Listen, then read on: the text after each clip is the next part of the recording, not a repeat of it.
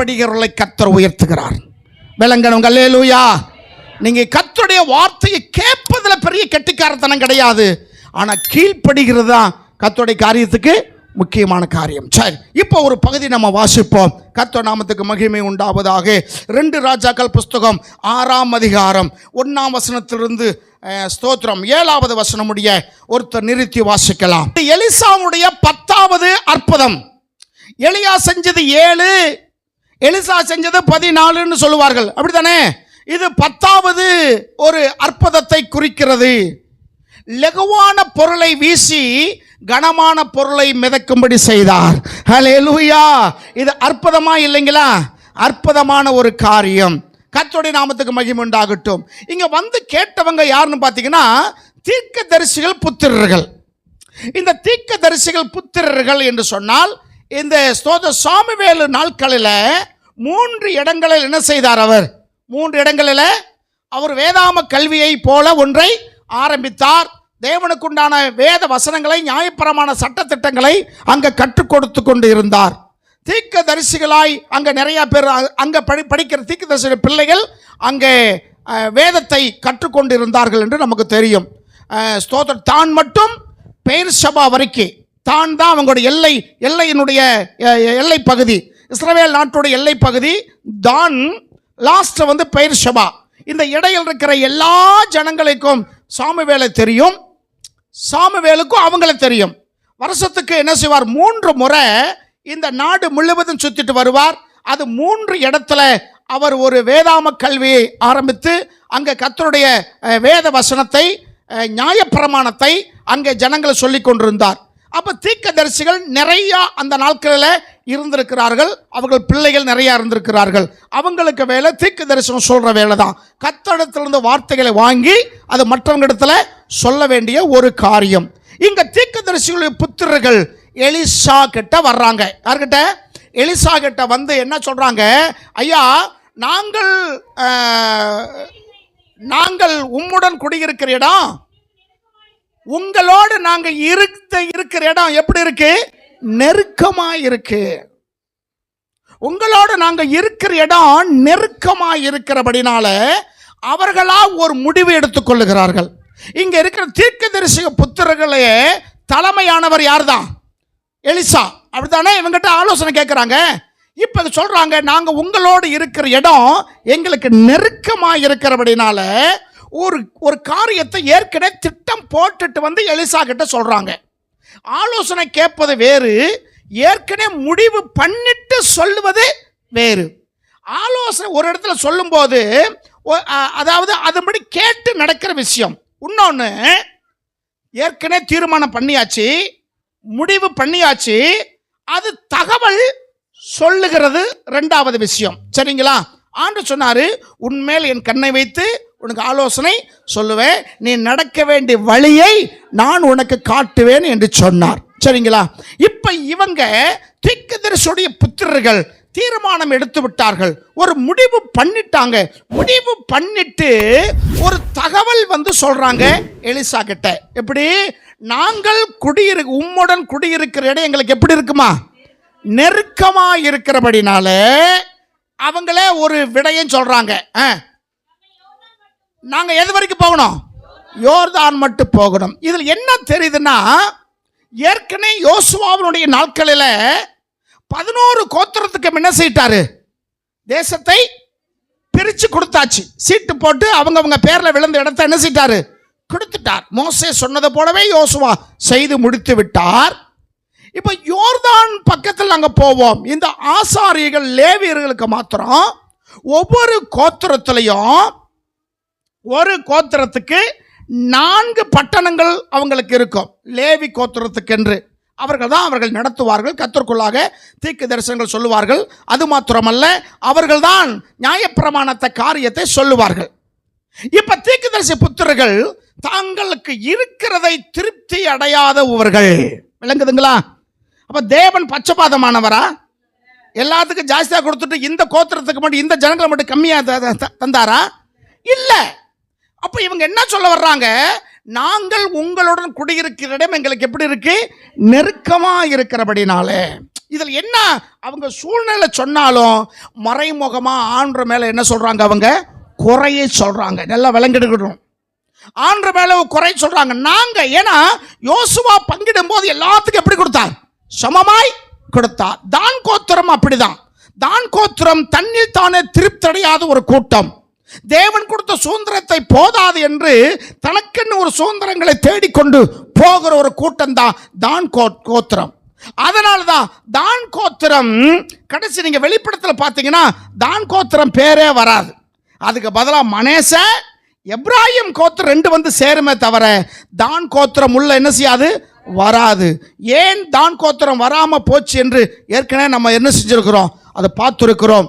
அருமைக்குரியவர்களே, இவர்கள் மறைமுகமாக ஆண்டவர் மேலே குறை சொல்லிட்டு நாங்கள் எது வரைக்கும் போகணும், யோர்தான் மட்டும் என்ன செய்கிறோம், போய் அவ்விடத்தில் ஒவ்வொருவரும் ஒவ்வொரு உத்தரத்தை வெட்டி குடியிருக்க அங்க எங்களுக்கு ஒரு இடத்தை உண்டாக்குவோம் என்றார்கள்.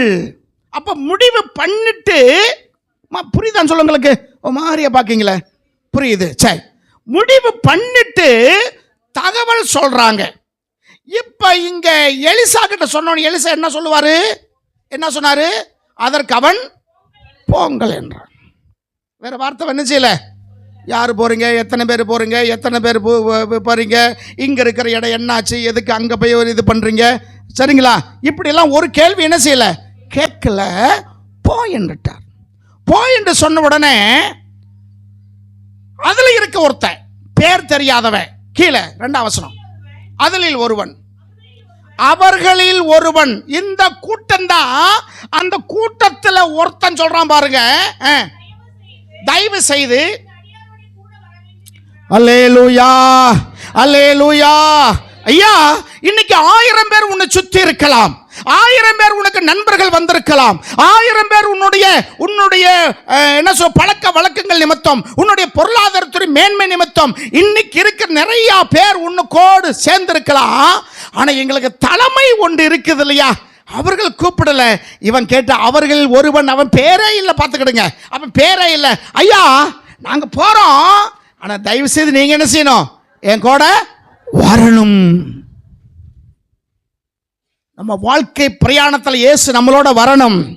வாழ்க்கை பயணத்திலே மேகத்தூணாய் வருபவரே,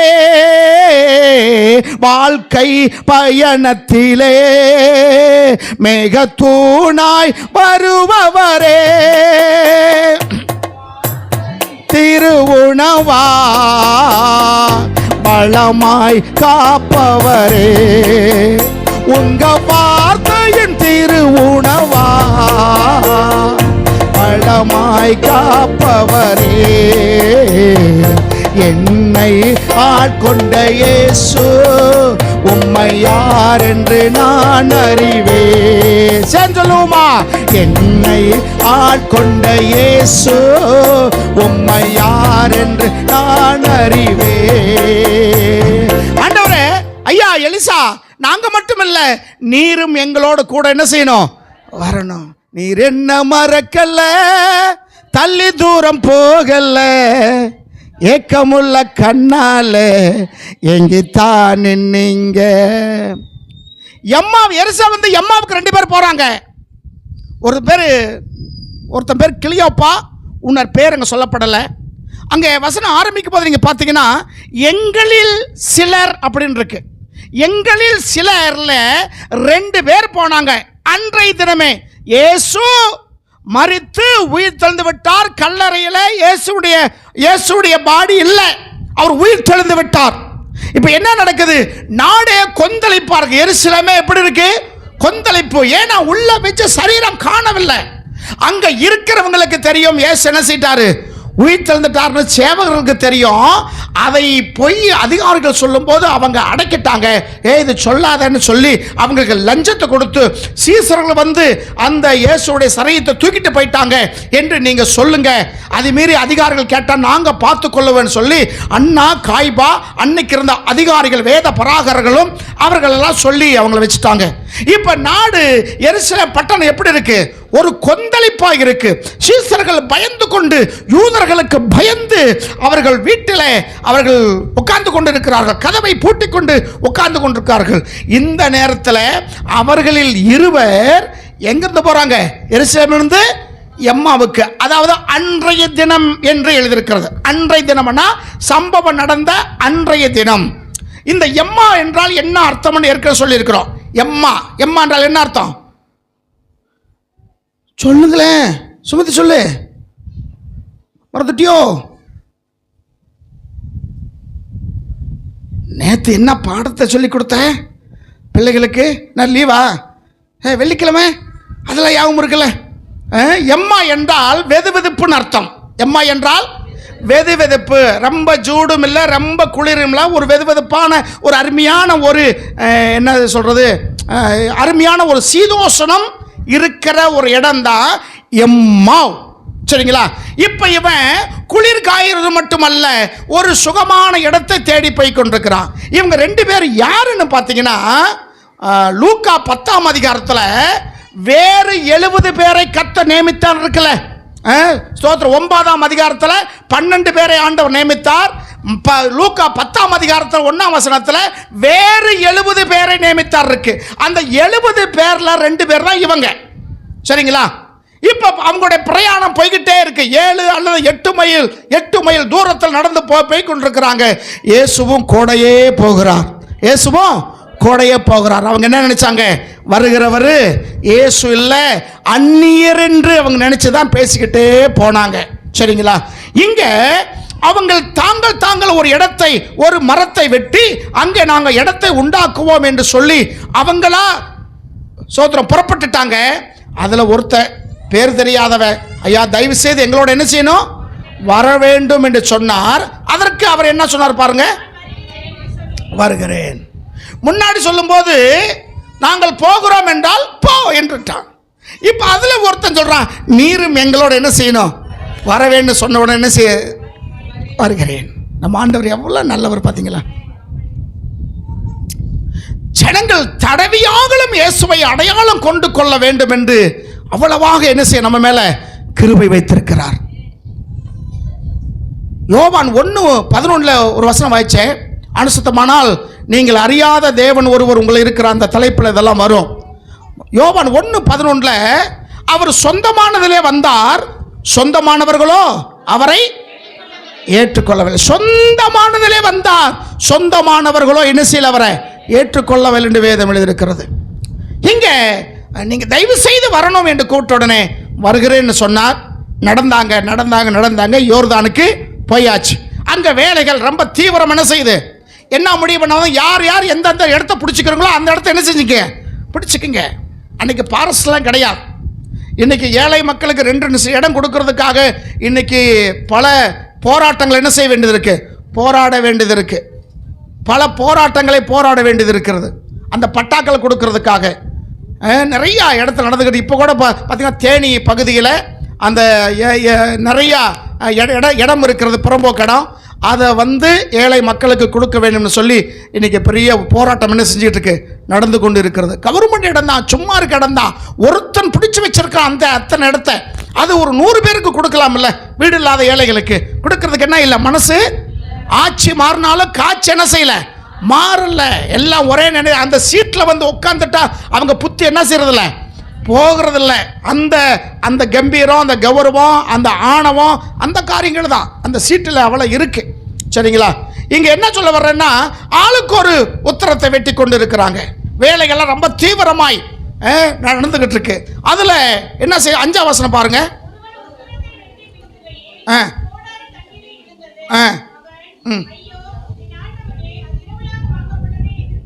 நல்ல அருமையா வாய்ச்சி சுமதி. இப்ப இந்த நடந்த சம்பவமா நீங்க நினைச்சுக்கீங்களேன். நீங்க ஒரு மரத்தை வெட்டிக்கிட்டு இருக்கிறீங்க, உங்க கோடாரி கை நழுவி எங்க போயிருந்துச்சு, தண்ணியில. ஏன்னா யோர்தான் கரை தான் இருக்கு, யோர்தான் பக்கத்துல வெட்டிக்கிட்டு இருக்காங்க. யோர்தான் நதி எப்படிப்பட்ட நதி, கரை புரண்டு ஓடுகிற ஒரு நதி. அறுப்பு காலம் மட்டும் யோர்தான் நதியில தலைகீழாக தண்ணி என்ன செய்யும், போகும் என்று எழுதியிருக்கிறது இல்லைங்களா? அப்ப அப்படி விழுந்துருச்சுன்னா இப்போ நீங்கள் படித்த மாதிரி, ஐயோ ஆண்டவனே என் கோடாரி விழுந்து விட்டது, நான் ஓசியாக வாங்கிட்டு வந்தனே, அப்படியா சொல்லியிருப்பான்? ஐயோ ஆண்டவரே, ஆபத்து காலத்தில் கூப்பிடா, கவலையோடு கூப்பிட்டுருப்பானா? அவனுடைய ரியாக்ஷன் எப்படி இருந்திருக்கும்? ஏன்னா இவனுடைய சொந்த பொருள் அல்ல, ஓன் ப்ராப்பர்ட்டி இல்லை. இவன் இரவலாய் ஒரு இடத்துல எப்பா கொஞ்சம் கொடுப்பா, இடத்த உண்டாக்கி அந்த மரத்தை விட்டுட்டு கொண்டு வந்து கொடுக்குறேன்னு சொல்லி வாங்கிட்டு வந்திருக்கான். அவனை இவனை நம்பி கொடுத்துருக்கிறான். இவன் கைவிட்டு போயிருச்சு, தண்ணியில் விழுந்துருச்சு. அது எடுக்கிற இடம் அல்ல, ஏன்னா தண்ணி தலைகீழா ஓடுகிற இடம், அவ்வளோ பெரிய ஆழமான பகுதி. அதில் போனால் நிச்சயமாக எடுக்கவே முடியாது. இப்படின்னா அந்த மனதோட மனநிலைமை எப்படி இருக்கும்? எப்படி போட்டிருப்பான்? சத்தம் போட்டிருப்பான். எப்படி போட்டிருப்பான்? சத்தமாக போட்டான்னா சத்தமாக போட்டான். அப்படியா? இப்போ வசனம் ஆயிடுச்சுங்களே, ஐயோ ஆண்டவரே, அப்படியா? ஐயோ ஆண்டவரே, ஏன்னா அவன் எங்க இருக்குன்னு தெரியல. கோடை வந்தது தெரியும், வந்தவர் எங்க இருக்கிறான்னு சொல்லி அவனுக்கு நினைச்சாது தெரியாது. ஏன்னா நிறைய கூட்டம் அங்க இருக்கு. இந்த சத்தம் அவர் காதுக்கு என்ன செய்யணும்? கேட்கணுமா வேணாமா? இல்ல எலிசாவும் ஒரு கோடாரி கத்து வச்சுக்கிட்டு மரத்தை வெட்டிக்கிட்டு இருந்தானா? இல்ல, அவன் ஏதோ ஒரு இடத்துல என்ன செய்திருப்பான்? உட்கார்ந்து கொண்டு இருந்திருப்பான். இப்ப கை தவறி விழுந்த உடனே இந்த இழந்தவன், பொருளை இழந்தவனுடைய அவனுடைய உள்ளிருந்து வரக்கூடிய ஒரு சத்தம், ஐயோ ஆண்டவனே, என் கோடார் என்ன செஞ்சிருச்சு? விழுந்துருச்சு. அப்ப அவனுடைய நிலைமையை சொல்றான், இது நான் ஓசியாய் வாங்கிட்டு வந்தது, இரவலாய் வாங்கிட்டு வந்தது ஐயா, கைமாறாய் வாங்கிட்டு வந்தேன். அவன் கேட்டால், ஏன்னா அவனுக்கு அந்த உடனே அந்த எண்ணம் என்ன செய்யுது? கையை விட்டு அதுக்கு நழுவி போன உடனே இவனுக்கு அந்த எண்ணங்கள் என்ன செய்யுது? வருது. பார்த்துக்கிடுங்க, பயிரிச்சு நான் என்ன செய்வேன்? கதறுகிறான். இப்ப தேவனுடைய மனுஷன் கோட வந்ததை இவன் அறிந்து வைத்திருந்தான். விளங்குதா? விளங்குதா? ஆனா முன்னாடி ஒரு கோஸ்ட் சொல்லுது, நாங்கள் போய் இடத்தை உண்டாக்குவோம். அதை ஒருத்தன் கேட்டான், பாவம், நீங்க எங்களோட என்ன செய்யணும்? வரணும். என்ன கோட வந்ததினாலே, வந்தவர் எலிசா தேவனுடைய மனுஷன் என்று இவன் ஏற்கனவே தெரிந்திருக்கிறதுனால, இந்த விழுந்து போனதை மறுபடியும் எனக்கு எடுத்து கொடுக்க என் தேவ மனுஷனால முடியும் என்ற நம்பிக்கையில தன்னுடைய அங்கலாப்போடு சொல்லுகிறான், ஐயா ஐயோ ஐயோ என்ற வார்த்தை அனாவசியம். என்ன செய்யாது? சில பேர் பிரசங்கத்தில் ஐயோ ஐயோ, எதுக்கு ஐயோன்னு சொல்றோம்? ஐயோன்னா சாபம். முன்னாடியெல்லாம் பெரிய ஒளிக்காரங்களும் நினைச்சுவாங்க, ஐயோ ஐயோ அப்படி சொல்லுவாங்க. விளங்குனா விளங்குங்க, விளங்காட்டி விட்டுருங்க, அது ஒன்றும் பெரிய பிரச்சனை இல்லை. அவங்கெல்லாம் வரலவங்க போயிட்டாங்க, அவங்கெல்லாம் கத்தர்களுக்குள்ள நித்திரடைஞ்சிட்டாங்க. ஐயோ என்ன செய்வேன் அப்படின்னு ஐயோ ஐயோன்னு வார்த்தை அதிகமாக அவங்க வாயில் வந்தது. நீங்கள் பழைய பிரசங்கங்களை நீங்கள் கேட்டு பாருங்க. ஐயோ என்ற வார்த்தை ஒரு சாபமான வார்த்தை அல்லது ஒரு அங்கலாப்பான வார்த்தை. ஐயோ என் பொருள் போச்சே, இழந்துட்டனே, ஆண்டவனே என்று கூப்பிடுகிறான். இந்த சத்தம் எலிசா காதில் கேட்ட பிறகு அவன் என்ன சொல்கிறான்? தேவனுடைய மனுஷன் 6ஆவது வசனம், இப்பதான் செய்திக்கு வர்றேன். மனுஷன் அந்த இழந்த பொருளை இழந்த மனுஷன்கிட்ட வந்து தேவ மனுஷன் ஒரு கேள்வி கேட்கிறார், எங்கே விழுந்தது? விளங்குதா? எங்கே விழுந்தது? அந்த இடத்துல நீங்கள் இருந்தீங்கன்னா என்ன சொல்லுவீங்க? இப்படி வெட்டிக்கிட்டு இருந்தங்களா? இன்னைக்கு சாட்சி சொன்னீங்களா? அது மாதிரி தான். நான் போனேன், எந்திரிச்சேன், உட்காந்தேன், அது வந்துச்சு இது வந்துச்சு. நம்மளை செய்வோம். இப்போதான் 2 மரம் தான் வெட்டினேன், அது என்றதில்லை, இன்னொருத்தர் வாங்கிட்டு வந்தேன். 4 வெட்டும் போது ஏற்கனவே அந்த மரம் கொஞ்சம் கலண்டு தான் இருந்துச்சு. இதெல்லாம் சொல்லுவோம் சொல்ல மாட்டோமா? ஏற்கனவே கரண்ட் இருந்துச்சு, நானும் கொஞ்சம் ரெடி பண்ணி ஆப்பெல்லாம் வச்சு தான் என்ன செய்தேன், வெட்டிக்கிட்டு இருந்தேன். திடீர்னு கை நழுவு என்ன செய்யிருச்சு? ஏன்னா கையில் வேர்வை வந்ததுனால இதை உருவிட்டு போயிருச்சு. இதெல்லாம் கேட்டார் அவரு. எங்கே விழுந்தது? உன்னுடைய பொருள் எங்கே விழுந்தது? நீ எங்கே விழுந்திருக்கிறாய்? விழுந்த இடத்தை சொல்லு. அல்லேலூயா. விழுந்த இடத்தை சொல்லு. தண்ணி ஓடிக்கிட்டு இருக்கிற தண்ணி, அந்த இடத்தை சொல்லுகிறான். அப்ப விழுகும்போது என்ன செஞ்சிருக்கிறான்? அந்த இடத்தை பார்த்திருக்கிறான். கரெக்டா பார்த்து அந்த இடத்துல அவன் சொல்லுகிறான். விழுந்த இடத்தை அவன் சொல்லுகிறான். ஆதியாகம புஸ்தகம் 2ஆம் அதிகாரத்தில் உங்களுக்கு தெரிஞ்ச வசனம் தான். 2:5 4ஆம் வசனம், ஆதியில கொண்டிருந்த அன்பை விட்டாய் என்று உன் பேர்ல எனக்கு என்ன இருக்கு? உன் பேர்ல என்ன இருக்கு? ஆதி அன்பு. நீ வாழ்க்கப்பட்டு வரும்போது இருந்த அந்த அன்பு இன்னைக்கு இல்லைன்னு சொல்லி சொல்றார். அத இளம் வயதின் பக்தி. இளம் வயதுல உன்னுடைய பக்தி எப்படி இருந்தது? அந்த பக்தியில ஒரு சுணக்கம் ஏற்பட்டு இருக்கிறது. அந்த பக்தியில, அந்த பயத்தில, தேவனுக்குரிய அறிகிற அறிவில், அந்த ஆரம்ப நாட்கள் இருந்த அந்த பக்தி இன்னைக்கு ஏனோ ஒரு காரியம் சுணக்கம் ஏற்பட்டிருக்கிறது. அந்த சுணக்கம், சுணக்கம்னா என்னது? ஒரு சுணக்கம். ஏன்னா அது சொல்லாமல் நானும் அந்த அர்த்தம் புரியாதுன்னு நானும் சொல்லக்கூடாது. நீங்கள் ஏதாச்சும் சுணக்கம்னா ஏதோ இருக்குன்னு நினைக்கக்கூடாது. ஒரு தடை. உங்கள் வாலிப நாட்களில் உங்களுக்கு இருந்த வேகம் ஒரு சுணக்கம், ஒரு தயக்கம். ஒரு சுணக்கம்னா ஒரு தடை ஏற்பட்டு இருக்கிறது என்று சொல்லி வாசிக்கிறோம். ஆதியில் கொண்டு அன்பை விட்டாண்டு உண்மையில குறைவுண்டு. 5ஆம் வசனம் பாருங்க. ஆகையால் விழுந்தாய். நீ எந்த காரணத்தில் விழுந்தாய், எந்த சூழ்நிலையில விழுந்தாய்? விழுகிறது ஜகச்சந்தா, விழுந்தே கிடப்பது தவறு. விளங்கினவங்க கையில் தட்டி அல்லேலூயா சொல்லுவோம். அல்லேலூயா. விழுந்தது வேதம் சொல்றது, நீதிமான் 7 முறை விழுந்தாலும் ஸ்தோத்திரம். பழைய ஏற்பாட்டில் இருக்கிற எல்லா பரிசுத்தவான்கள் பாருங்க, எல்லாம் விழுந்து விழுந்து எந்திரிச்சவங்க தான். ஆமா, விழுங்களா? ஆபிரகாம் விழுகலையா?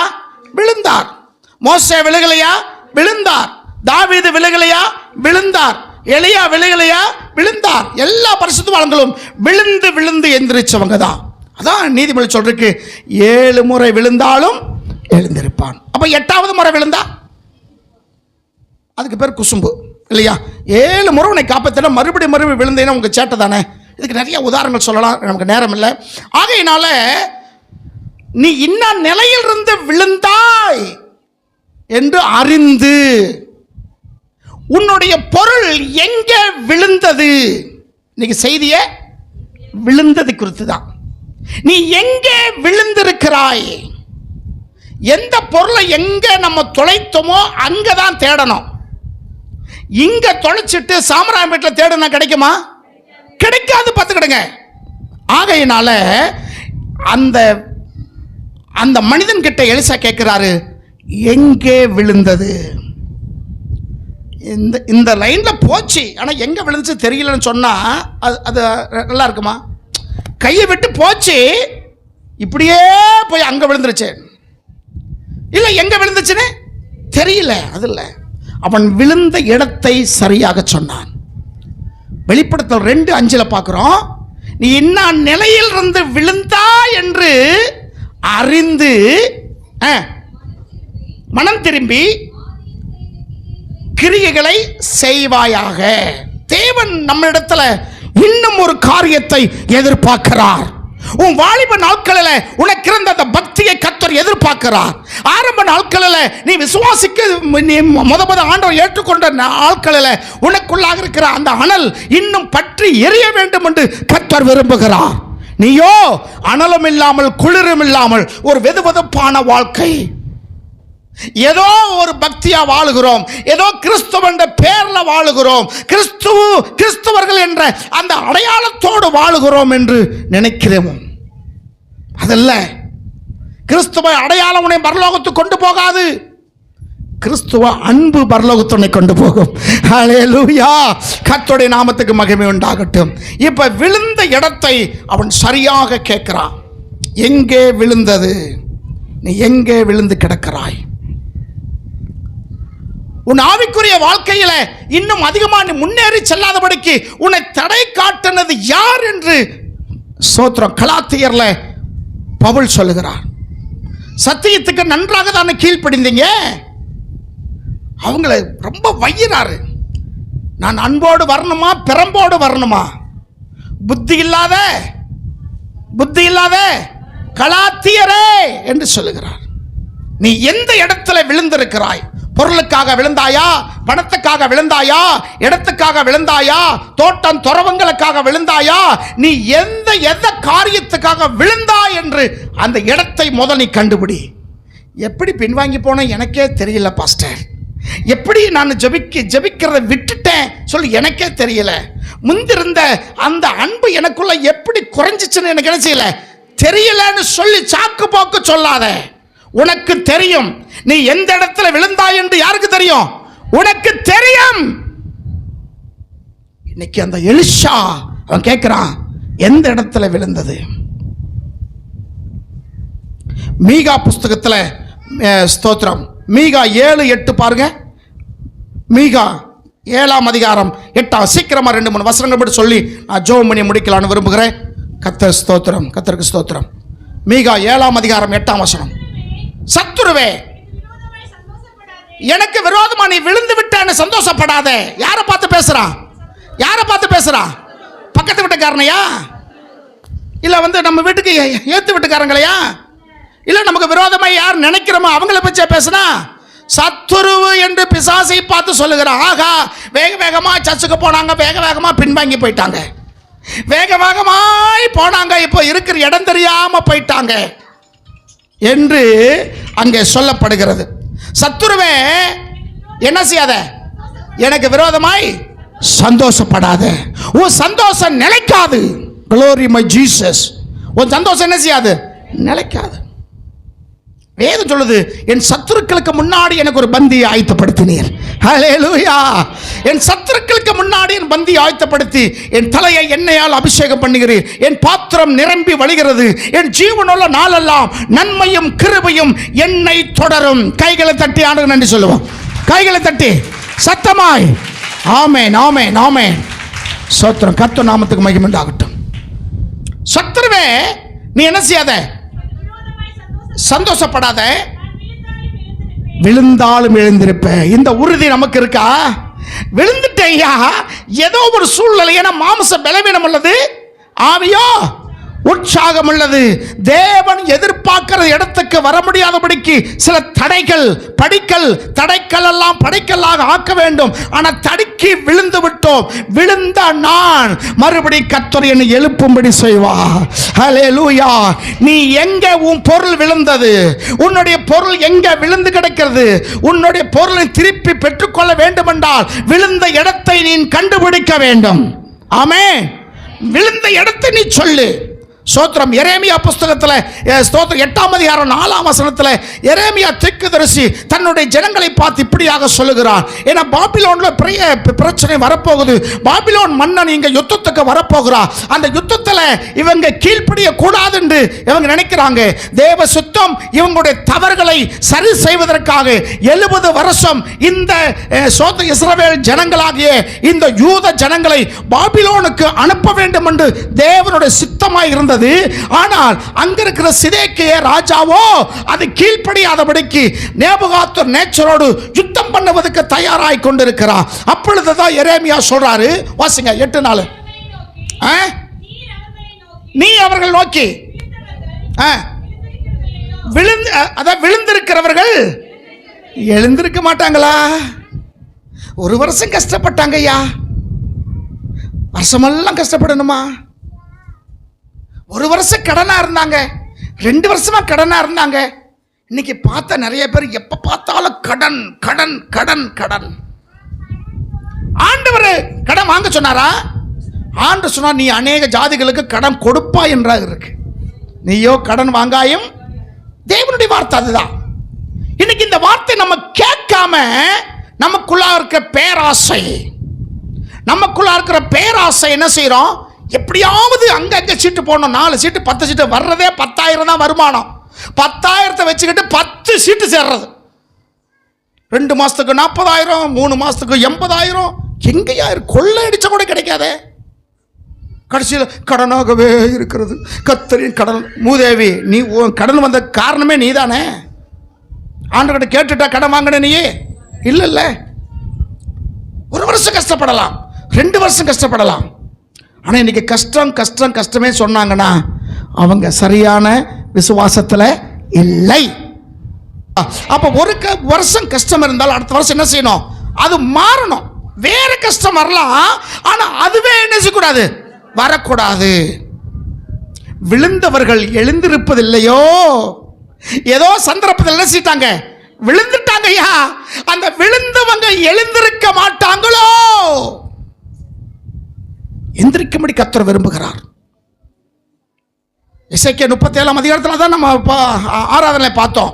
உலர்ந்த எலும்புகள் எழுந்து நின்றது. உலர்ந்த எலும்புகள் உயிர் பெற்று எழுந்து நின்று மகா பெரிய சேனையாய் மாறினது. காரணம், கர்த்தருடைய வார்த்தை அங்கே கிரியை செஞ்சது. இன்னைக்கு உங்களுக்குள்ள செய்தா? கர்த்தருடைய வார்த்தை உங்களுக்குள்ள செய்தா? என் அருமைக்குரியவர்களே, நாளை தினத்தை குறித்து என்ன செய்யாத? மேன்மை பாராட்டாத, கவலைப்படாத. இல்லை, மேன்மை பாராட்டாத. நாளைக்கு எப்படி நடக்குன்னு உனக்கு என்ன செய்யாது? தெரியாது. இருக்க வரைக்கும் சந்தோஷமா இரு, நல்லா தூங்கு, நல்ல வகுத்துக்கு சாப்பிடு. அதுக்காக சாப்பிட்றதே பொழப்பா என்ன செய்ய வேண்டாம், வச்சிருக்க வேண்டாம். வாழ்றதுக்காக சாப்பிடலாம், சாப்பிட்றதுக்காக என்ன செய்யக்கூடாது? வாழக்கூடாது. பார்த்துக்கிடுங்க. ஏன்னா பெருந்திரி காரணம் இருந்தால் கழுத்தில் கத்தி வைங்கிறார் ஆண்டவர். ரொம்ப சாப்பிட்றவங்களுக்கு புத்தி இருக்காது. ரொம்ப எப்போ பார்த்தாலும் சாப்பிட்டுக்கிட்டே இருக்கிறவங்களுக்கு என்ன இருக்காது? அறிவு என்பது இருக்காது. அவதான் சொல்லுவான், எதுக்காக தான் வாழ்றேன்? எல்லாம் இந்த ஒரு முளை வகுத்துக்காக தான் வாழ்றேன் அப்படின்பா. அவங்க தேவன், அவங்களுடைய வகிறு. இங்க எரேமியா சொல்றாரு, விழுந்தவர்கள் எழுந்திருப்பதில்லையோ. வாசிங்க. வழி தப்பி போனவர்கள் திரும்புகிறது இல்லையோ. வழி தவறிட்டாங்க, அப்படியே தான் போய்கிட்டு இருப்பாங்க. நேற்று ஒரு மீட்டிங் போனோம். இந்த சர்ச்சைன்னு சொல்லி நினைச்சிட்டு இந்த வழியே எசிபுரம் வழியா போயிட்டோம். ஏன்னா பங்களா சர்ச்சில் தான் மீட்டிங்னு இந்த வழியா போகும்போது ஒரு பாஸ்டர் யதார்த்தமா கூப்பிடுறாரு, பாஸ்டர் எங்க வந்துகிட்டு இருக்கீங்கன்னு. நான் சொன்னேன், எசிபுரத்துக்கு நுழைஞ்சு அந்த ரயில் கேட் பக்கத்தில் போய்கிட்டு இருக்கேன். அவர் அப்படிங்களா, சரி சரி வாங்க, நான் இன்ன இடத்துல நிற்கிறேன் அப்படின்னு சொல்லிட்டு அவருக்கு மனசு இருந்தல. மறுபடியும் சொல்றாரு, பாஸ்டர் அங்க எதுக்கு போனீங்கன்னு. அப்ப மீட்டிங் இங்கே தான் இருக்கு. இல்லை இல்லை, இந்த சர்ச்சில் எங்க இம்மானுவேல் சர்ச்சில் மீட்டிங் நடக்குதுன்னாரு. அப்போ வழி தவறிட்டோம். தவறி மறுபடியும் திருத்திக்கு என்னச்சிட்டோம், போக வேண்டிய இடத்துக்கு. அதெல்லாம் முடியாது, நான் அங்கே தான் போவேன். அப்படியே அப்படியே வடக்க ரோடு பிடிச்சி போனா போக வேண்டிய இடத்துக்கு போக முடியுமா? எரேமியா 6:16 நினைக்கிறேன். சீக்கிரம் வாசிக்கிறீங்களா? நான் முடிக்க போகிறேன். பண்டைய காலக்கெல்லாம் முடிக்கலன்னு நினைச்சேன். எரேமியா 6:16 நினைக்கிறேன். பாருங்க. அம்மா, வழிகளில் நின்று, ஐயா அம்மா, ஆண்டவர் உங்களை பார்த்து சொல்லுகிறார், வழிகளில் நின்று, வழியெல்லாம் எல்லாம் நீ போகிற வழி அல்ல, உனக்குன்னு ஒரு வழி இருக்கிறது. அது ஆண்டவராக இயேசு. அல்லேலூயா. ஏசாயா 53 அதிகாரத்துக்கு பார்த்தீங்கன்னா, எல்லோரும் வழி விலகி ஏகமாய் கெட்டு போனார்கள். அந்த வழி உன் வழி அல்ல. என் வழி தலி வழி என்று சொல்லாதே. உனக்கு ஒரு வழி இருக்கிறது. அந்த வழி இயேசு கிறிஸ்து மாத்திரம்தான். நானே வழியும் சத்தியமும் ஜீவனமாய் இருக்கிறேன். இந்த வழியை கண்டுபிடிச்சவங்க சிலர் தான். கேட்டுக்கு போகிற வாசல் விசாலமாக இருக்கிறது, ஜீவனுக்கு போகிற வாசல் இடுக்கமாக இருக்கிறது. ஏன் சொன்னார், நானே வாசல், நானே வாசல். பூர்வ வழிகளில் நின்று எவைகள் என்று கேட்டு விசாரித்து நல்ல வழி எங்க இருக்கிறது என்று பார்த்து அதில் நடவுங்கள். எல்லா வழிகள் கிடையாது. உன்னை நித்தியத்துக்கு கொண்டு போக சேர்க்கிற ஒரு வழி உண்டு. இயேசு கிறிஸ்துவுக்கு முன்னாடி வந்தவங்க எல்லாருமே, யோவான் சுவிசேஷம் 10 அதிகாரத்தை படிச்சு பார்த்தீங்கன்னா, எனக்கு முன்னே வந்தவர்கள் எல்லோரும் கள்ளரும் கொள்ளைக்காரருமா இருக்கிறார்கள், நானும் ஆடுகளுக்காக ஜீவனை கொடுக்க வந்திருக்கிறேன், அந்த ஜீவன் பரிபூர்ணம் அடையும்படி வந்திருக்கிறேன். கைகளை தட்டி, கைகளை தட்டி. நமக்கு ஜீவன் கொடுப்பதோடு அந்த ஜீவனோடு பரிபூர்ணம் அடையவும் கர்த்தர் செய்கிறார். இங்க சொல்றதுக்கு 2 காரியங்களை பார்த்தோம் நம்ம. எரேமியா 8:4. 1, விழுந்தவர்கள் எழுந்திருக்க வேண்டும், எழுந்திருப்பதில்லையோ என்ற ஒரு ஏக்கமான வார்த்தை. எப்பா விழுந்துட்ட, நீ எப்பப்பா எந்திரிப்ப? எந்திரிக்க கூடாதா? ஒரு காலத்தில் விசுவாசத்துட்டு விலகிட்ட, ஏதோ ஒரு காரியம் உன்னை பிரேக் அடிச்சிருச்சு, நீ விழுந்துட்ட, மறுபடியும் எந்திரிக்க மாட்டியா? உலர்ந்த எலும்புகளாக எந்திரிச்சு நின்றுச்சே. உனக்கு சதை இருக்கு, மாம்சம் இருக்கு, அறிவு இருக்கு, புத்தி இருக்கு, ஞானம் இருக்கு. ரோட்டில் ஒரு அம்மா போயிட்டு அந்த அம்மா பற்றி கேட்டால் 1.5 மணி நேரம் அந்த அம்மா பற்றி சொல்கிற விளக்கம், அவ்வளோ ரகசியம் உங்கள்கிட்ட இருக்கு. இருக்கா இல்லையா? ஒரு அம்மா ரோட்டில் போகுது, இந்த அம்மா எப்படிப்பட்டவங்கன்னு ஒருத்தர் உங்ககிட்ட கேட்டுட்டா எந்த குறிப்பு இல்லாமல் கரெக்டாக சொல்லி பேசுருவீங்க. உங்களை பார்த்தா அப்படிலாம் பேசுகிற மாதிரி தெரியல. ஏன்னா நம்ம விசுவாசம் மிகவும் திறமைசாலிகள். கத்தரை தவிரவர் யார் குறித்து என்ன செய்யறதில்ல, பேசுறது இல்லை. ஆனால் கேட்ட வார்த்தைகள் மறந்து போகிறோமே, கேட்கறதுக்கு கீழ்ப்படிதல் இல்லையே. விழுந்தவர்கள் எழுந்திருப்பதில்லையோ? அப்போ எழுந்திருக்க வேண்டும் என்று கர்த்தர் என்ன செய்கிறாரு? விரும்புகிறார். ஒன்று. ரெண்டாவது, வழிதப்பி போனவர்கள் திரும்புகிறது இல்லையோ? வழி மாறிட்டாங்க. இன்னைக்கு கூகுள் போட்டு போவாங்க, அதுவே சில வேளை என்ன செஞ்சிடும், தப்பா ரூட்டை காட்டிடும். ஒரு நாள் ஒருத்தர் சென்னையிலேருந்து வந்தாராம், புதுசாக வந்திருக்கிறார். சென்னையிலிருந்து வேலூர் சொல்கிற இது போட்டிருக்கிறாரு மேப்பு. அது வேலூருக்கு போகாமல் நேராக மதுரைக்கு பக்கத்தில் மேலூருக்கு கூட்டு வந்துருச்சான். போறாரு போய்கிட்டே இருக்காரு. கடைசியில் பார்த்தா மேலூர். வேலூருக்கு ரூட்டு கேட்டால் மேலூருக்கு கொண்டு வந்து இறக்கி விட்டுச்சான். மறுபடியும் 5-6 மணி நேரம் காரில் போயிருக்கிறார். அது வரைக்கும் அந்த அது பார்க்கணுமா வேணாமா? எத்தனை கிலோமீட்டர் சென்னைக்கு வேலூருக்கு, எத்தனை கிலோமீட்டர் சென்னைக்கு மதுரைக்கு, எத்தனை கிலோமீட்டர் பார்க்க வேணாமா? அதை நம்பிட்டார். அதை நினச்சிட்டாரு, மேப்பை நம்பிட்டார், கூகுளை நம்பிட்டார். இன்னைக்கு வேதத்தின் மேல் இருக்க நம்பிக்கை விட ரொம்ப பேர் கூகுள் பிச்சை மேலே தான் அதிகமான இருக்கு நம்பிக்கை வச்சிருக்க. எதுக்கெடுத்தாலும் கூகுள், எதுக்கெடுத்தாலும் கூகுள். வேதத்தை நம்புங்க, ஆண்டவரை நம்புங்க, அவர்னால தான் அவங்க நித்திய ஜீவன் உண்டு. 2 காரியம் பார்த்தோம். விழுந்தவர்கள் எழுந்திருக்க வேண்டும். ரெண்டாவது, வழிதப்பி போனவர்கள் திரும்புவதில்லையோ என்று ஒரு ஏக்கமான ஒரு குரலை நாம் பார்க்குறோம். ஆகையினால இப்போ அந்த வசனத்துக்கு வாங்க. அந்த மனுஷன் எங்கே விழுந்தது, தேவனுடைய மனுஷன் அது எங்கே விழுந்தது என்று கேட்டான். அவன் அந்த இடத்தை காண்பித்த போது குற்றத்தை ஒத்துக்கொள்ள வேண்டும். தன் பாவங்களை மறைக்கிறவன் வாழ்வடைய மாட்டான், அவைகளை அறிக்கை செய்து விட்டு விடுகிறவனே இரக்கம் பெறுவான். சில பேர் ஒத்துக்கொள்ளாம மற்றவங்க கிட்ட காட்டுறது. வேதத்தில் 2 பேர் பரிசேயரும் ஆயக்காரனும் ஜெபம் பண்ண போனாங்க. பரிசேய, நான் நல்லவன், தசமாக கொடுக்குறேன், காணிக்க கொடுக்குறேன், நான் பாஸ்டிங் இந்த உபவாசம் இருந்து ஜெபம் பண்ணுறேன். கோயிலில் தான் வந்து ஜெபம் பண்ணாங்க. நான் நல்லவன், அது வரைக்கும் உண்மைதான். அவன் சொன்னது ஒன்று கூட தப்பு இல்லை, பொய் கிடையாது, எல்லாம் உண்மைதான். அவன் அப்படி செஞ்சவன் தான். அதோடு நிறுத்தினா பிரச்சனை இல்லை. பக்கத்தில் ஒருத்தர் இருந்தான், அவனை பார்த்து இந்தா நிற்கிறான் பாரு, இவன் மாதிரி நான் இல்லைன்னா அதுதான் முடிஞ்சிச்சு. ஒரு வார்த்தை வெல்லும் கொள்ளும். ஒரு குடம் பாலுக்கு ஒரு துளி என்ன செய்வான், விஷம். அதுக்கு முன் நல்லா தான் ஜபிச்சான், அருமையா ஜபிச்சான், சூப்பரா ஜெபம் பண்ணான், தன் வாழ்க்கையில் நடந்தது ஜபமாக கொண்டு வந்தான். உண்மைதான், அவன் சொன்னது ஒன்று கூட பொய் இல்லை. அதோட நிறுத்திருந்தா பிரச்சனை இல்லை. பக்கத்தில் அவன் பாட்டு இருக்கிறான் பாவம், அவனை பார்த்து அந்த நிற்கிறான் பாரு, அவன் மாறினா இல்லை. அவன் ஆமாண்டவர், என்ன பாவியான மனுஷன், என் மேல் எப்படி இருக்கும் கிருபை ஆயிரும். அந்த வார்த்தை முடிக்கும் போது பாருங்க, இவன் அல்ல அவனே நீதிமானாக்கப்பட்டவனாக போனான் என்று ஆண்டவர் சொல்றார். அல்லேலூயா. ஆகையினால எங்கே விழுந்தது, நீ எங்கே விழுந்து கிடக்கிறாய்? இந்த மண்ணோடு ஒட்டி கொண்டு கிடக்கிறாயா?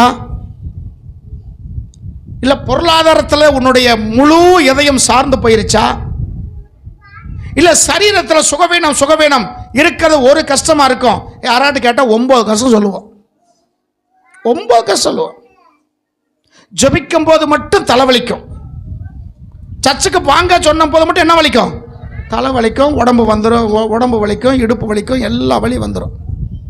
சரி, தலைவலி இடுப்பு வலி வந்தால் செய்கிற வேலை செய்யாமல் இருக்கீங்களா? எப்படியோ ஒரு மாத்திரை கத்திரை போட்டு தைலத்தை போட்டு என்ன செய்றீங்க, வேலையும் செய்கிறீங்களே. அப்போ தலைவலி உங்களுடைய வேலைக்கு தடை அல்ல, செஞ்சுறீங்க. ஆனால் சர்ச்சுக்கு வர்றதுக்கு மட்டும் தடை.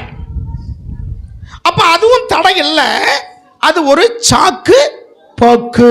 என்னது? ஏன்னா காய்ச்சல் சொன்னால் தொட்டு பார்த்துருவோம், காய்ச்சலாக இருக்கணும், தொட்டு பார்த்தா தெரிஞ்சிடும். ஆமாம் இல்லைங்களா? புண்ணு வந்துருச்சுன்னா காலை பார்த்து கையை பார்த்து தெரிஞ்சுக்கலாம். மண்டவலின்னு சொன்னா எப்படி கண்டுபிடிக்கிறது? அதனால தான் பெரும்பாலும் பெண்கள் மண்டவலிக்குன்னு சொன்னால் ஒரு வில்லங்கம் வச்சிருக்காங்கன்னு அர்த்தம். ஏதோ பிரச்சனை உருவாக்க போறாங்கன்னு அர்த்தம். தலைவலியோட படுத்திருக்கானா ஏதோ டேஞ்சர். ஒன்று சண்டை போட்டு படுத்திருக்கணும், இல்லை சண்டை போகிறதுக்கு யோசனை பண்ணிக்கிட்டு படுத்திருக்கணும். அவங்க தான் சொல்லுவாங்க தலைவலியோட படுத்திருக்கிறான். இங்கே விழுந்த இடத்தை சொன்னான். அந்த இடத்தை காண்பித்த போது ஒரு கொம்பை வெட்டி போடுகிறார். எலிசாவும் சும்மா இல்லை, எல்லாரும் வந்து மரம் வெட்ட தான் போனாங்க. இவர் என்ன செய்கிறாரு? ஒரு மரத்தை வெட்டி அந்த விழுந்த அவர் காமித்த இடத்துல போடுகிறான்.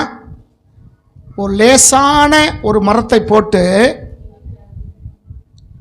பொதுவாகவே நீங்கள் பார்த்தீங்கன்னா எவ்வளோ வெயிட்டான மரங்கள் இருந்தாலும் ஓடுற தண்ணியில் போட்டால் மிதக்குமா உள்ளே போகுமா?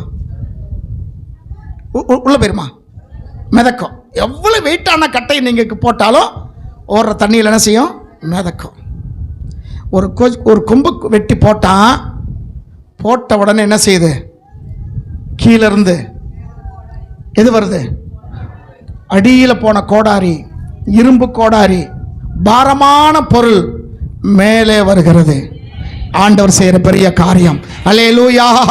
எதெல்லாம் நீங்க பாரம் நினைக்கிறீங்களோ, எதெல்லாம் பாரமான காரியம் நினைக்கிறீங்களோ, ஆண்டவரிடத்தில் ஒப்பு கொடுக்கும் போது அந்த பாரமான காரியங்களை லேசாக கர்த்தர் மாற்றுவார். அல்லேலூயா. பலம் உள்ளவன் பலம் இல்லாதவன் யாராயிருந்தாலும் உதவிகள் செய்வது லேசான காரியம். என் இயேசுவுக்கு லேசான காரியம். ஆண்டவருக்கு லேசான காரியம். அவனுக்கு அது வந்து கடினமான காரியம். ஆண்டவருக்கு எப்படிப்பட்ட காரியம்? லேஸ். உங்க காரியம் கடவுளுக்கு லேசான காரியம். உங்க கடன் ஆண்டவருடைய பார்வைக்கு லேசானது. உங்க கஷ்டம் ஆண்டவருடைய பார்வைக்கு லேசானது. உங்களுடைய நெருக்கங்கள் கடவுளுடைய பார்வைக்கு லேசானது. இவர்கிட்ட வந்துட்டா அவர் எல்லாத்தையும் லேஸ் பண்ணி விட்டுருவார்.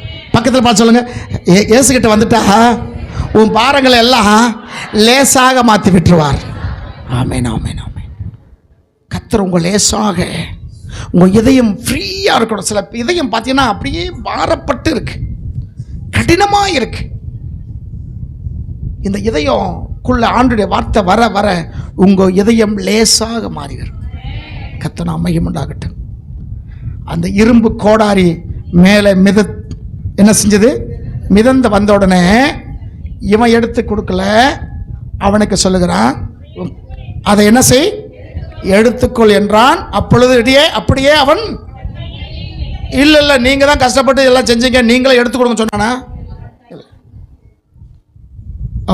அவன் கோடாரியை எடுத்துக்கொண்டான். அப்ப ஆண்டவர் செய்கிற காரியமும் இருக்கு, நம்ம செய்கிற காரியமும் இருக்கு. இரும்பு கோடாரியை மிதக்க பண்ணுவது நம்மளால முடியாது, இது ஆண்டவரால முடியும். ஆனா மிதந்த கோடாரியை நம்ம கையில எடுக்க முடியுமா முடியாதா? அதுவும் முடியாது. ஆண்டவரே கொண்டு வந்து கையில கொடுக்கணும்னு சொல்லி கேட்டானா? இல்ல. அப்படி கேட்டிருந்தாலும் ஒருவேளை வந்திருக்கலாம். ஆனா தேவனுடைய ஒவ்வொரு அற்புதத்திலையும் நம்முடைய பங்கும் சில இருக்கணும்னு கர்த்தர் விரும்புகிறார். அல்லேலூயா. கர்த்தரா மகிமை உண்டாகட்டும். 5 அப்பம் 2 மீன் 5000 பேத்துக்கு போஷிச்சார். அது ஒரு பையன் வச்சிருந்தா இல்லையா? ஒரு பையன் வச்சிருந்தான். அந்த 5 அப்பம் 2 மீன் வாங்கிட்டு தான் அந்த 5000 பேத்துக்கு சாப்பாடு தரணுமா? ஏன்னா ஆண்டவரால முடியுமே. 40 வருஷம் 32 லட்சம் ஜனங்களுக்கு ஆகாரத்தை கொடுத்த ஆண்டவர் இந்த அட்லீஸ்ட் 5000 பேத்துக்கு அவரால் கொடுக்க முடியாதா? முடியாதா? அப்ப தேவன் என்ன நினைக்கிறாரு? நான் செய்ய போற இந்த அற்புதத்துல உன்னுடைய பங்கும் இருக்க வேண்டும் என்று விரும்புகிறார். அல்லேலூயா. அப்ப தேவனுடைய அற்புதங்களை பெற்றுக்கொள்வது என்றால் நம்மளுடைய பங்கும் என்ன செய்யணும்? அதில் தேவன் எதிர்பார்க்கிறார். முன்னாடி சொன்னால் திராட்சை ரசம், அந்த தண்ணி இல்லாமலே அவரால் என்ன செய்ய முடியும்? திராட்சை ரசத்தை உருவாக்கி கொடுக்க முடியுமா முடியாதா? முடியும். ஆனால் அந்த வேலைக்காரருடைய பங்கு அதில் இருக்குன்னு விரும்புகிறார். நீ தண்ணி எடுத்து கொண்டு வந்து என்ன செய், இந்த 6 கற்சாடிகளை ஊற்று என்று சொல்லுகிறார். அது பங்கு இருக்குன்னு விரும்புகிறார். சாரிபாத்து விதவி, அவங்க வீட்டில் கொஞ்சம் எண்ணெய் கொஞ்சம் மாவு தான் இருக்கு. அது இவன் சாப்பிட்டு தான் ஆசீர்வதிக்கணுமா? பஞ்சகாலம் வரைக்கும் அவளும் தன்னுடைய சொந்தக்காரங்க எல்லாருமே அவங்க வீட்டில் கூடி பஞ்சகாலம் முழுவதும் நல்லா தின்னாங்களாமா. அவ்வளவு வந்துச்சு. ஏன் இந்த கொஞ்சம் இந்த சுடுற அப்பத்தை சாப்பிட்டு தான் செய்யணுமா? ஒரு அற்புதம் நடக்க போகுது. அது இந்த விதவையுடைய பங்கும் அதில் வேண்டும் என்று கர்த்தர் விரும்புகிறார். அல்லேலூயா. யோவான் சுவிசேஷம் 11ஆம் அதிகாரத்தில் லாசரு இறந்து போகிறான். இறந்து போயிட்டான். 4 நாள் ஆயிருச்சு. அழுகுறாங்க. மார்த்தாலும் மரியாளும் ஒரே பிடிவாதமா இருக்காங்க. அவனை எழுப்ப முடியாது, அவன் நாரி போயிருப்பான், ஒன்றும் பண்ண முடியாதுன்னு. ஆண்டு சொல்ல இல்லைம்மா, மரிச்சால எழுந்திருப்பான்னு சொன்னா மார்த்தாள் சொல்றா, ஆமாண்டவரை அது இப்போ நடக்காது, உங்க வருகையிலே நடக்குங்கிறான். ஆண்டவர் இப்போதைக்கு நடக்க சொல்றாரு. இந்த அம்மா என்ன செய்யறாங்க? ஆமா, அது மறுமையில் நடக்குன்னு சொல்றாங்க. அவங்க ஒரு முடிவோடு தான் இருக்காங்க. இவன் என்ன செய்யக்கூடாது? எழுந்திருக்க கூடாதுன்னு தெரியாமலே செய்யறாங்க. லாசருவே கல்லை புரட்டி தள்ளுவது சீசர்கள்கிட்ட சொன்னார் இல்லையா? கல்லை புரட்டி தள்ளுங்கள். இது மனசனால முடியும். செத்தவனை உயிரோடு எழுப்ப ஆண்டவரால முடியும். லாசருவே எந்திரிச்சு வெளியே வா என்று சொன்ன வந்தார். இதுல மார்த்தாலும் மரியாளும் ரோல் அதில் கொஞ்சம் இருக்கணும்னு கர்த்தர் விரும்பினபடினால உன் சகோதரனுடைய கட்டுகளை நீங்கள் அறுத்து விடுங்கள் சொல்றார். உன் சகோதரனை கட்டு. என்ன கட்டு இருக்கு? அந்த பிரேத சேலையால அவனை சுத்தி வச்சிருந்தாங்கல்ல, அந்த கட்டுகளை என்ன செய்யுங்க? எடுத்துருங்க. ஏன் சிம்சோன் கட்டப்பட்டு இருக்கும் போது ஆவியானவர் இறங்கின உடனே அந்த கட்டுகள்லாம் அறுந்து விழுந்ததா இல்லையா? அப்படி செய்த ஆண்டவர் இந்த பிரேத சேலையை அந்த போக பண்ண முடியுமா? முடியாதா? முடியும். இயேசு உயிர் தெழுகிற அந்த நேரத்தில் அந்த முன்னாடி வச்சிருந்த பெரிய கல்லு என்ன செஞ்சது? புரட்டி போட்டது. இந்த லாசர் அடைக்கப்பட்ட கல்லை சீசர்களை புரட்டப்பட சொல்றாரு. இப்படி நீங்க பார்க்கணும். பார்க்கும்போது தேவன் செய்கிற அற்புதத்தில் நம்முடைய பங்கும் இருக்க வேண்டும் என்று விரும்புகிறார். அல்லேலூயா. அவன் கையை நீட்டி இந்த கோடார் எடுத்துக்கொண்டான். அதாவது இழந்ததை பெற்றுக்கொண்டான். இழந்ததை பெற்றுக்கொண்டான். காரணம் என்ன? அவங்களோடு தேவ மனுஷன் கூட போனதுனாலே. அல்லேலூயா. ஸ்தோத்திரம். கர்த்தர் நாம மகிமை உண்டாவது. நம்மோடு ஒவ்வொரு நாளும் ஆண்டவர் நம்ம கூட என்ன செய்கிறாரு? இருக்கிறார். இருப்பது உண்மையானால் நம்ம எதை இழந்தோமோ அதை ரெட்டிப்பாக கர்த்தர் கொடுக்க முடியும். ஆமேன். ஸ்தோத்திரம். 1 சாமுவேல் கடைசி அதிகாரங்கள் நீங்கள் படித்து பார்த்தீங்கன்னா ஸ்தோத்திரம், தாவீதும் அவன் கூட இருந்த ஜனங்களும் விடாய்த்து போயிருந்தார்கள். ஏன்னா அவங்களுடைய மனைவிகள் பிள்ளைகள் எல்லாமே ராஜா கொள்ளையடிச்சுட்டு போயிட்டான். ஆனால் கர்த்தருக்குள்ளாக தாவீது தன்னை திடப்படுத்தி கொண்டு தொடர்ந்து போய் சிறிதும் பெரிதுமான ஒரு பொருளும் குறையில்லாமல் எல்லாத்தையும் திருப்பி கொண்டான். அல்லேலூயா. எல்லாத்தையும் திருப்பி அவன் விடாய்த்து இருந்தவனா இருந்தாலும் ஆண்டடைய வார்த்தை நம்பி போனான். அவன் இழந்ததை எல்லாத்தையும் திருப்பி பெற்றுக்கொண்டான். என் அருமைக்குரியவர்களே, உங்க வாழ்க்கையில எதெல்லாம் இழந்திருக்கிறீங்களோ அது 100 கர்த்தர் திருப்பி கொடுக்க ஆண்டவரால முடியும். லேசானதை போட்டு பாரமானதை கர்த்தர் கொண்டு வருவார். கர்த்தர் உங்களோட இருக்கணும். அதனால விழுந்தவர்கள் எழுந்திருக்கிறது இல்லையோ? எத்தனை நாள் தான் விழுந்தே கிடப்ப? எந்திரிக்க மாட்டியா? வழி தப்பி போனவர்கள் திரும்புவதில்லையோ? இந்த நல்ல வழிக்கு திரும்புவதில்லையோ? அதனால எங்கே விழுந்தது என்று அடையாளம் காட்டுகிறான். நீ இன்னும் நிலையிலிருந்து விழுந்தாய் என்று அறிந்து மனம் திரும்பி ஆதியில செய்த கிரியை செய் என்று சொல்லுகிறார். மீண்டும் ஒரு புதிய காரியத்தை துவக்குகிறார் ஆண்டவர். இந்த நாட்கள் அதை செய்வோம். தேவன் நம்மளோடு இருந்து நம்ம இழந்ததை கர்த்தர் திருப்பி நமக்கு கொடுப்பார். ஆமென்.